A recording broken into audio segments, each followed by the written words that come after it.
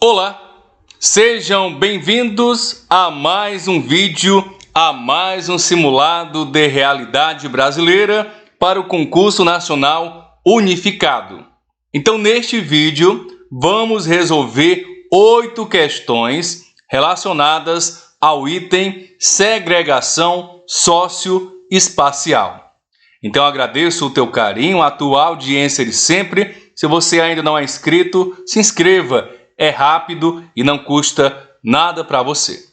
Então funciona da seguinte forma: as questões vão surgir, você vai apertar pause, ler com atenção, responder e depois de seguir todas estas etapas, você volta para o vídeo. Então vamos lá, questão número 1 com a banca CETREG.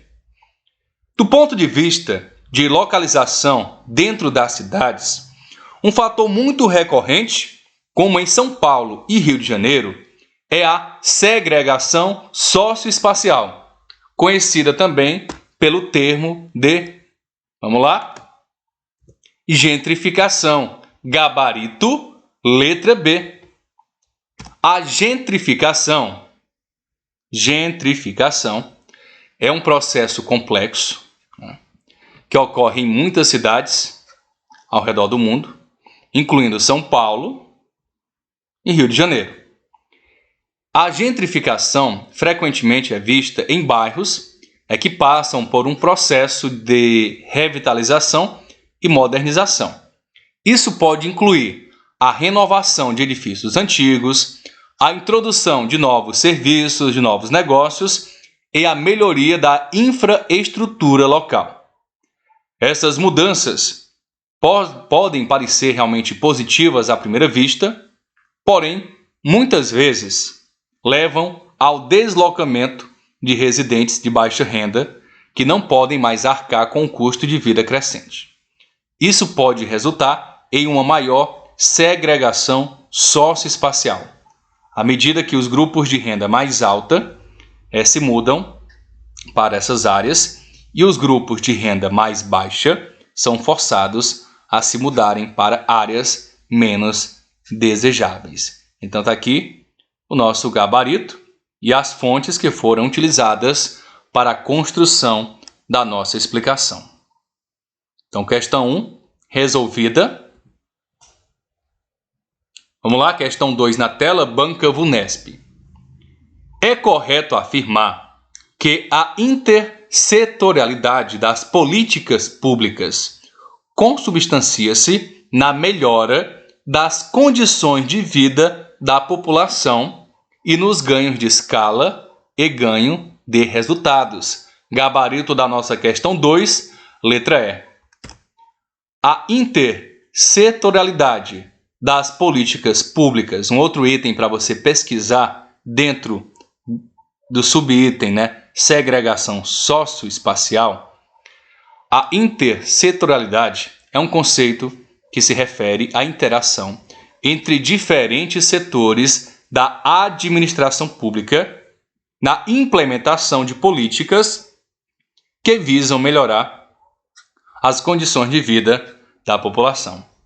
Essa abordagem permite uma maior eficiência e maior eficácia na entrega de serviços públicos, pois reconhece que muitos problemas sociais estão interligados e não podem ser resolvidos por um único setor de forma isolada.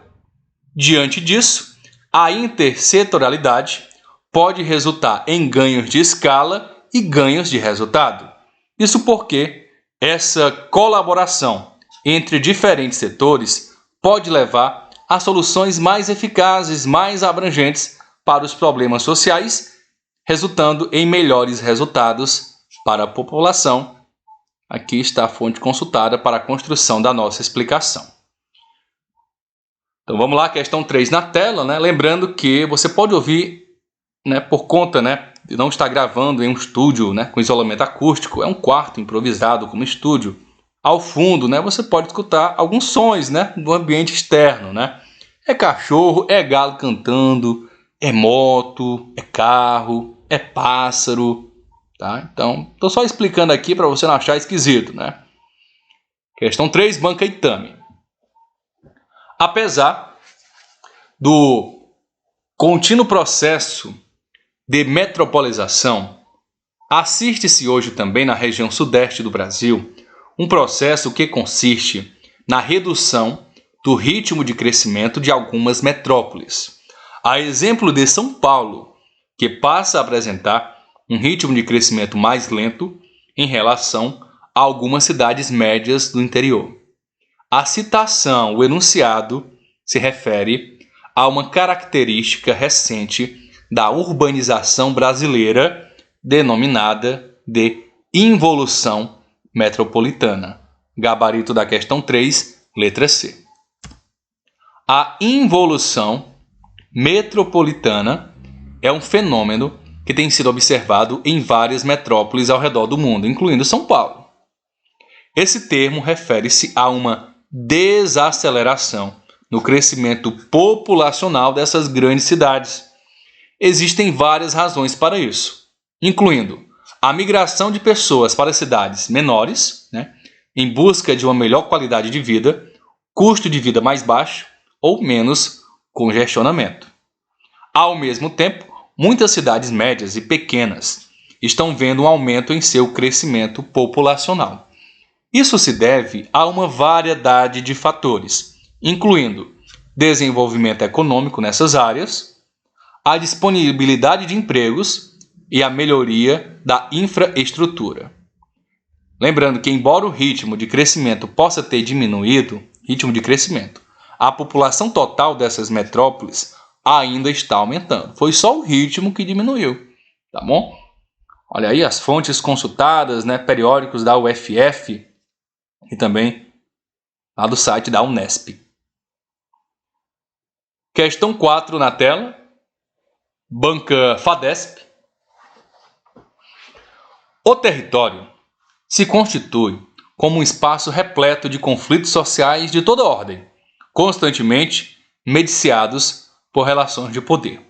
Nesse sentido, quando se trata de conflitos agrários, o território é uma categoria analítica no planejamento e no rol de prioridades de uma política pública voltada para solucionar conflitos agrários. Desculpem aí. Gabarito da nossa questão 4, letra D. O território é uma categoria analítica no planejamento e no rol de prioridades de uma política pública voltada para solucionar conflitos agrários. Isso implica que o território não é apenas um componente físico, mas também um conceito que ajuda a entender e analisar a dinâmica dos conflitos agrários. Os conflitos agrários são frequentemente enraizados em disputas sobre o território. Portanto, qualquer tentativa de resolver esses conflitos deve levar em consideração a importância do território. Isso inclui entender como o território é usado, quem ocupa o território, quais são os direitos de propriedade e como esses fatores contribuem para o conflito. O território também pode ser usado para identificar áreas de alta tensão, entender padrões de conflito e desenvolver estratégias para mitigar futuros conflitos. Então vamos lá, antes da nossa questão 5 surgir na tela, mandar um abraço especial para os membros do nosso canal, essa turma que dá uma ajuda a mais para o nosso trabalho, pessoal maravilhoso, Tem gente nova chegando, Ruth Afonso, Ana Maria, Ives Silva, sejam bem-vindos a essa turma. Um abraço para Tony Duda, Pedro Diniz, a Mauri Lima, a Priscila Belém, tem o Hermerson, tem a Gilda Carvalho, tem o Ivan Zarsnadze, o Edson Freitas, Erivelton, Raiz, Tatiana Lins, enfim, agradeço a cada um de vocês por esse apoio a mais ao nosso trabalho, tá?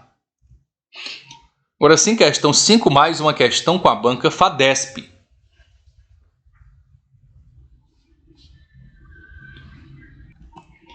A política pública surge com a acumulação privada de recursos escassos e o consequente aumento das desigualdades sociais, levando à necessidade de gerenciamento do Estado na distribuição da riqueza socialmente produzida.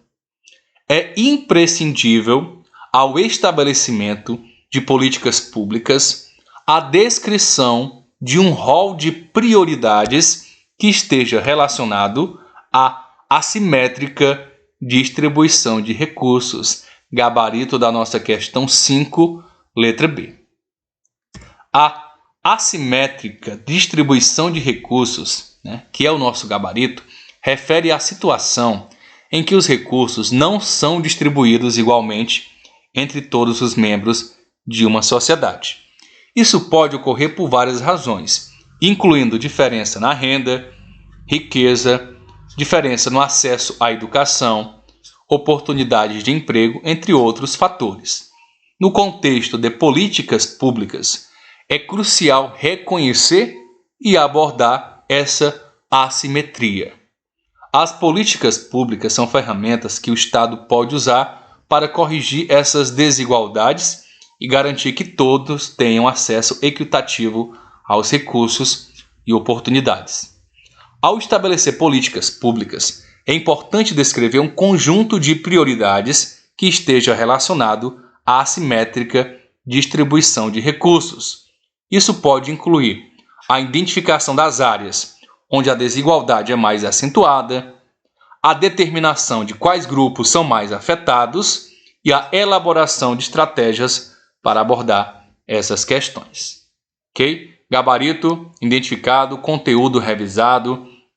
Então não se assuste se você estiver errando, você tem que acender um alerta e se aprofundar em cada item, tá? Em cada subtópico que surgir nessa jornada, de resolução de questões. Então isso aqui não é só um simulado, simplesmente é quase que uma aula, porque eu te apresento uma explicação um pouco mais detalhada, tá? Para você aumentar aí a tua bagagem de conhecimento, a tua bagagem de informações e te dar um norte, sobre o que tu precisa estudar, o que tu precisa revisar, o que tu precisa melhorar e aquele item que tá bom, que tá legal, que você já tá conseguindo entender, tá bom? É assim que funciona, é para isso que servem os simulados. Tá? Não é para você já se achar aprovado ou se achar reprovado. É para te orientar. Questão 6, Banca VUNESP. A etapa de monitoramento das políticas públicas abre a possibilidade de se corrigirem os rumos da implementação, não só para que o desempenho das ações seja maximizado, mas também para que estas levem em conta se as relações entre meios e fins está adequada. Logo, o monitoramento de uma política pública geralmente se apoia em métodos e técnicas de avaliação formativa, gabarito letra E. No contexto do monitoramento de políticas públicas, a avaliação formativa, um termo muito conhecido dentro do cenário pedagógico, essa avaliação pode ajudar a identificar áreas onde a política está funcionando bem e onde pode ser necessário fazer ajustes. Isso pode incluir a identificação de problemas na implementação da política, a avaliação da eficácia dos diferentes componentes da política e a identificação de oportunidades para melhorar a eficiência também dessa política pública. A avaliação formativa é um processo contínuo, o que significa que ela pode fornecer um feedback em tempo real sobre o desempenho de uma política. Isso permite que os responsáveis pela política façam ajustes conforme necessário, em vez de esperar até o final do ciclo da política para avaliar seu desempenho. A avaliação formativa pode ajudar a garantir que a política pública esteja alcançando seus objetivos pretendidos e que esteja fazendo isso de uma maneira que seja eficaz e eficiente. Aqui estão as fontes consultadas para a construção da nossa explicação. Aqui é sabedoria política, tá? Faltou um I bem aqui. Política, Coloquei um I onde não tinha. Vamos lá? Penúltima questão. Banca FGV. No âmbito da definição das políticas de governo, no contexto da atual Constituição Federal do Brasil, compreende-se que a categoria controle social tem a concepção de participação popular na elaboração e fiscalização de políticas públicas, gabarito da nossa questão 7, letra D. Vamos lá. Elaboração de políticas.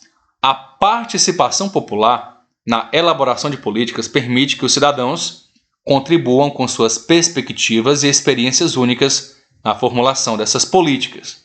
Isso pode ocorrer por meio de consultas públicas, fóruns de discussão, grupos de trabalho e outras formas de envolvimento cívico. A participação dos cidadãos pode ajudar a garantir que as políticas sejam relevantes, eficazes e justas. E falando desse controle em relação à fiscalização, essa participação popular também é importante, né?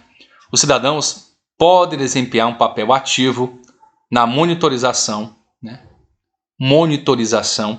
da implementação dessas políticas, na avaliação da sua eficácia e na responsabilização dos responsáveis.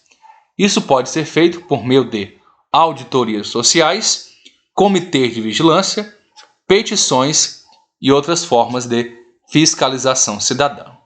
Então, o gabarito da nossa questão 7 identificado, conteúdo revisado, a explicação, olha aí, foi construída consultando somente fontes do governo. Então, vamos lá para a nossa última questão com a banca SES Gran Rio. Você aperta pause, lê, responde e depois volta para cá. Vamos lá fechar bem esse nosso simulado. O estágio contemporâneo do processo de metropolização brasileiro apresenta a seguinte característica: diminuição relativa do crescimento demográfico da cidade central. A gente respondeu, não sei se foi a questão 4, questão 3, né, que pegou justamente essa mesma temática. Então, para você que está ligado, está ligada, gabaritou de maneira mais tranquila essa última questão. A cidade central geralmente se refere à cidade principal, né, metrópole, né, ou núcleo urbano de uma região metropolitana. No passado, essas cidades centrais costumavam experimentar altas taxas de crescimento demográfico devido à migração do campo para a cidade e também ao processo de industrialização. No entanto, nas últimas décadas, tem-se observado uma diminuição relativa do crescimento demográfico dessas cidades centrais. Isso não significa necessariamente que a população da cidade central esteja diminuindo, mas que o crescimento populacional está desacelerando em comparação com as áreas periféricas. Existem várias razões para isso. Uma delas é o aumento do custo de vida das cidades centrais, o que leva as pessoas a procurarem moradia nas periferias ou em cidades satélites, onde o custo de vida geralmente é mais baixo. Além disso, o desenvolvimento de infraestruturas de transporte e crescente flexibilidade do trabalho, como o trabalho remoto, tornaram mais fácil para as pessoas viverem fora das cidades centrais. Então, agradeço o teu carinho, a tua audiência, espero que nenhum barulho externo tenha atrapalhado aí o entendimento, e o áudio desse nosso vídeo, desse nosso simulado. Então não deixe de comentar, o teu feedback é super importante. Escreva aqui de qual cidade você está falando, de qual estado você está estudando, para eu ter uma ideia aí do alcance do nosso canal. Até um próximo vídeo, valeu!